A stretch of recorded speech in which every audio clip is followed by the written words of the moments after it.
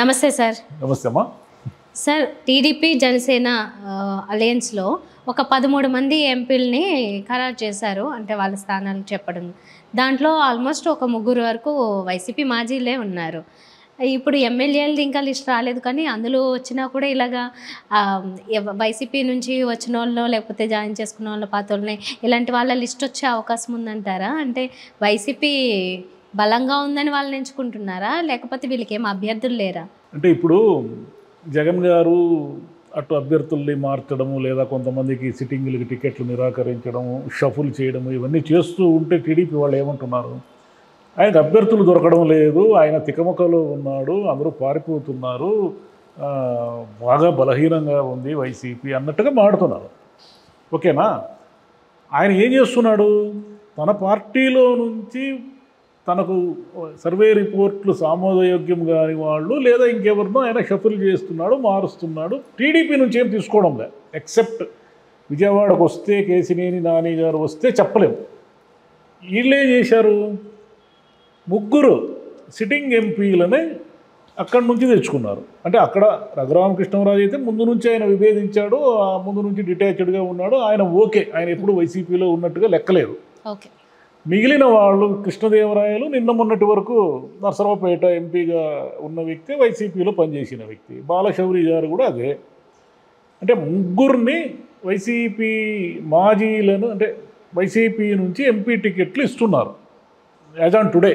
ఇంకా చిత్తూరులో సత్యవేడులో టికెట్ నిరాకరించిన, వైసీపీ నుంచి టికెట్ నిరాకరణకు గురైన ఆదిమూలం అనే ఆయన్ని చిత్తూరులో నిలబెట్టాలనేది ఒకటి ఇప్పుడు నడుస్తూ ఉంది.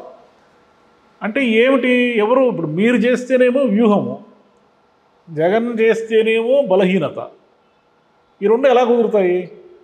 మీ క్యాండిడేట్లు లేరు. ఆయన వాళ్ళ రిపోర్ట్ బాగలేదు, నేను ఇవ్వను టికెట్లు అన్న వాళ్ళని మీరు తెచ్చుకొని, అంటే ఇంతకాలం 5 సంవత్సరాలు ఆయా నియోజకవర్గాల్లో ఎవరికైతే వ్యతిరేకంగా టీడీపీ నాయకులు కార్యకర్తలు పోరాడారో వాళ్ళనే తెచ్చుకొని ఎంపీ అభ్యర్థులుగా చంద్రబాబు గారు ఈరోజు పోటీ పెడుతున్నారు. ఇక్కడితో ఆగడైనా. ఇది మొదలు మాత్రమే. జనసేన వాళ్ళకి ఇచ్చిందే 2 టికెట్లు. ఈ 2 టికెట్లలో ఒకటి కాకినాడ వాళ్ళ అభ్యర్థి నిలబడుతున్నాడు. మచిలీపట్నంకి వచ్చేసరికి ఏమో మళ్ళీ బాలశౌరి గారినే తెచ్చుకున్నారు. మనం ముందు నుంచే డౌట్ ఉంది, జనసేనకు అభ్యర్థులు దొరకరు, వాళ్ళు ఈ వైసీపీ నుంచి వచ్చిన వాళ్ళను ఏదో ఒక రకంగా తీసుకుంటారు అని. అంటే ఒంగోలు కూడా రేపు శ్రీనివాసులరెడ్డి గారు బాగుంటా, శ్రీనివాసులరెడ్డి గారు ఇటు టీడీపీలోకి వచ్చి పోటీ చేసినా ఏమీ ఆశ్చర్యపోనక్కర్లేదు, ఎందుకంటే ఒంగోలు ఇంకా ప్రకటించలేదు. నెల్లూరు కూడా ఇదే పరిస్థితి ఉంది. నెల్లూరు కూడా వైసీపీ నుంచి ఆదాల గారు, ఇంకో రామిరెడ్డి ప్రతాప్ రెడ్డి గారు, వేమిరెడ్డి గారు, ఇలా 3లో ఎవరో ఒకరు వస్తారనే టాక్ నడుస్తూ ఉంది. అంటే ఫైనల్గా చంద్రబాబు గారు ఏం చేస్తారు అంటే సగం మందిని వైసీపీ నుంచి తెచ్చుకుంటారు ఆయన. మరి సగం అంతమందిని వైసీపీ నుంచి తెచ్చి జనసేన మీరు ఇద్దరు కలిసి ఇంతకాలం కత్తులు నూరి కటారులు నూరి జగన్ పాలన మీద మీరు అది చేసి ఇది చేసి నిన్న మొన్నటి వరకు జగన్ పాలనలో కీరోలులో ఉన్నటువంటి, అంటే అధికారికంగా వాళ్ళనే మళ్ళీ తెచ్చుకుని టికెట్లు ఇస్తున్నారు కదా. అంటే మీకు అభ్యర్థులు లేరా? మీకు మనుషులే లేరా? మీకు టీడీపీ క్యాండిడేట్లే లేరా? అసలు 2 పార్టీలు ఉన్నాయి. మీరు 2 పార్టీలు కదా. 2 పార్టీల్లో మీకు ఇప్పుడు ఇచ్చింది 2 సీట్లు అయితే ఆయన 1 సీటు వైసీపీ మాజీకి ఇచ్చాడు. ఇంక ఎన్ని ఇస్తాడో తెలియదు. ఇప్పుడు అభ్యర్థులు మీరు షఫుల్ చేస్తాడు జగన్, ఏదో ట్రాన్స్ఫర్లు చేస్తాడు, నాకెప్పుడు తెలియదు అయ్యో అంటున్నాడే చంద్రబాబు. కాలువ శ్రీనివాసులు గారు ఎవరండి? తెలుగుదేశం ఎమ్మెల్యేగా నిన్న మొన్నటి వరకు రాయదుర్గంలో కంటెస్ట్ చేయాలని అనుకున్న ఆయనే కదా. మాజీ ఎమ్మెల్యే, మాజీ మంత్రి, ఆయన రాయదుర్గంలో పోటీ చేయాలనుకున్న అభ్యర్థి. ఆయన తీసుకొచ్చి అనంతపురం ఎంపీకి వేస్తున్నారు. మరి దీనేమంటారు? ట్రాన్స్ఫర్ అంటారా? దీన్ని బదిలీ కాకుండా ఇంకేమన్నా అంటారా? అలాగే చాలా చోట్ల చాలా కన్ఫ్యూజన్ ఉంది. ఇప్పుడు నంద్యాలలో వాళ్ళకి సరైన అభ్యర్థి లేడు. ఇప్పుడు ఈరోజు వస్తున్న వార్తల ప్రకారం చెప్తుంది ఏంటంటే బైరెడ్డి రాజశేఖర రెడ్డి గారి కుమార్తె ఆమె జిల్లా బీజేపీ అధ్యక్షురాలుగా ఉన్నారు, బైరెడ్డి శబరి గారిని, వాళ్ళకి టికెట్ ఇస్తారు అనేది ఒకటి నడుస్తుంది. కర్నూలులో సేమ్ ప్రాబ్లం. కర్నూలులో కూడా ఎదుగుతున్నారు అభ్యర్థులు ఇంకా. ఇట్లా చాలా చెప్పచ్చు మనం. తిరుపతిలో వచ్చేసరికి నిహారిక అనే ఆవిడికి ఇచ్చారు. నిహారిక ఎవరు అనేది ఎవరికి తెలియదు. అంటే అఫ్కోర్స్ కొత్త అభ్యర్థులు రాకూడదు ఏం కాదు. అంటే తిరుపతి నియోజకవర్గంలో మీకు టీడీపీ తరఫున 5 ఏళ్ల పాటు వైసీపీకి వ్యతిరేకంగా పోరాడిన నాయకులు కానీ వీళ్ళంతా ఉంటారు కదా. మీకు 30-40 ఏళ్ల క్యాడర్ ఉంది కదా. ఈ 30-40 ఏళ్ల క్యాడర్లో తిరుపతిలో ఒక నాయకుడిని మీరు తయారు చేసుకోలేకపోయారా? ఇప్పుడు కొత్త ఆవిడకి ఎవరికో ఆవిడకి ఇస్తున్నారు. తిరుపతిలో వాళ్ళని అడిగినా కూడా ఆమె ఎవరు మాకు తెలియదు అంటున్నారు. అది తిరుపతి చాలా ఇంపార్టెంట్ ప్లేస్ కూడా కదా. ఇంతకాలం 5 ఏళ్లుగా మీకు పార్టీ పటిష్టంగా ఉందని మీరు చెప్పుకుంటున్నారు కదా. మీ పార్టీ పటిష్టంగా ఉండేది నిజమేది. ఈ గ్యాంబ్లింగ్ ఎందుకు ఆడుతున్నారు? మీకు ఈ పార్టీకి అసలు వైసీపీ కంటే ముందుగానే మీకు జనసేన కంటే వాళ్ళకు ఒక పార్టీ నిర్మాణం ఆయన పెద్ద పట్టించుకోలేదు కాబట్టి జనసేనకి ఎవరు నాయకులు అనేది మనం టక్కని చెప్పలేము. కాబట్టి వాళ్ళకి కన్ఫ్యూజన్ ఉందంటే, నాయకులను ఎత్తుక్కోవడంలో కన్ఫ్యూజన్ ఉందంటే అర్థం ఉంది. కానీ వాళ్ళు వైసీపీ నుంచి అరువు తెచ్చుకుంటున్నారంటే అర్థం ఉంది. కానీ మీరు కూడా అదే చేస్తున్నారు కదా. ఇప్పుడు నర్సరావుపేటలో నిన్న మొన్నటి వరకు క్యాడర్ అంతా కూడా కృష్ణదేవరాయలు అటువైపు ఉంటే, ఇటువైపు ఉన్నదంతా తెలుగుదేశం క్యాడరే కదా. మరి తెలుగుదేశం క్యాడర్లో ఎవరో ఒక్కరిని ఎంచుకోలేకపోయారా మీరు? మొన్న ఆయన రిజైన్ చేశాడో లేదో అప్పుడు ఇక్కడికి తెచ్చుకున్నారు. ఇట్లా ఇంకా ఎంతమంది వస్తారో మనకు తెలియదు. కడప ఒకటి రిజర్వ్లో పెట్టారు. కడప ఏమిటంటే కడప స్ట్రాటజిక్గా పెట్టారు. అవినాష్ రెడ్డి గారు పోటీ చేయడం ఖాయం అక్కడ.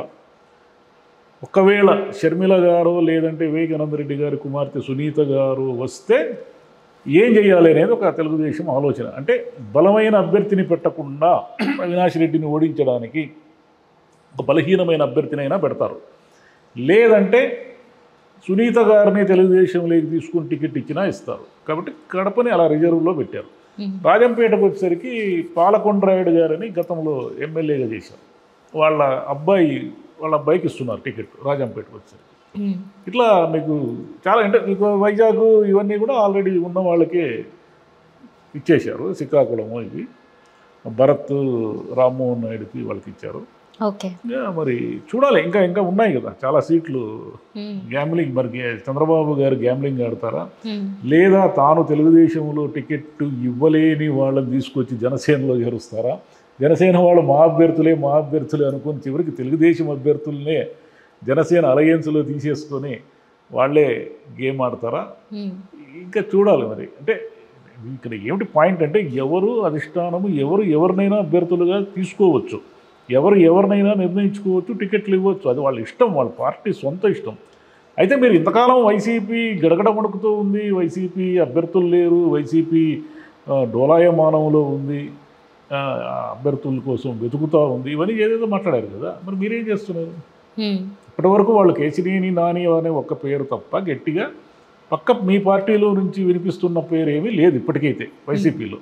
మీకేమో ఇప్పుడు 3 ఆల్రెడీ డిసైడెడ్ కదా. 3 డిసైడెడ్, ఇంకెన్ని డిసైడ్ చేస్తారో తెలియదు. ఓకే, అయితే ఎమ్మెల్యే సీట్ల గురించి చాలా ఎదురు చూస్తూ ఉంటే అంటే ఎవరు చెప్తారు ఏంటని అది వదిలేసి ఫస్ట్ ఎంపీలది చెప్పారు. ఎంపీలది క్లియర్ చేస్తున్నారు, మెల్లిగా ఎమ్మెల్యేలకు వెళ్తారు. ఎమ్మెల్యేలకు వెళ్ళేటి ఏమిటంటే అది కొంచెం వివాదాస్పదం. అది ఎందుకు వివాదం అవుతుంది అంటే ఇప్పుడు ఉన్న సీట్లలో జనసేన ఎంపీ ఎన్ని అడుగుతుంది? మా అయితే ఇంకొక 2 అడగచ్చు, ఒక 4 అడిగితే గొప్ప.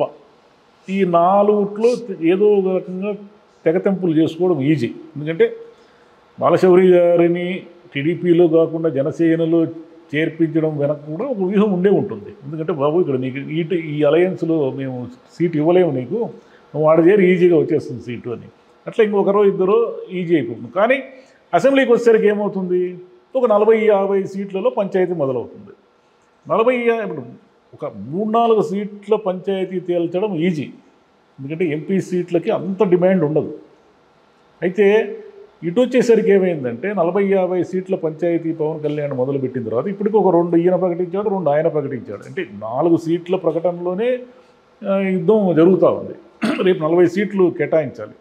40 సీట్లు కేటాయిస్తున్నప్పుడు చాలా గొడవలు అవుతాయి. మాకొద్దని, మేము తీసుకోమని, మాకు ఇదే కావాలని పట్టుబట్టడము, లేదా అక్కడున్న టీడీపీ వాళ్ళు తిరుగుబాటు చేయడము, లేదంటే జనసేన నాయకులంతా కలిసి పవన్ కళ్యాణ్ లొంగిపోతున్నాడు, మాకు ఆత్మగౌరవం దెబ్బతీస్తున్నాడు అనే రేంజ్లో వీళ్ళు మాట్లాడడము, చంద్రబాబు ఏం చేయాలో తాను ఈజీగా గెలిచే సీట్లను జనసేనకి ఇస్తే గెలుస్తుందో లేదో అని ఒక కన్ఫ్యూజన్కి గురి కావడము, ఇవన్నీ ఉంటాయి కదా. అంటే అక్కడ క్యాడర్ కలిసి పనిచేయాలి కదా.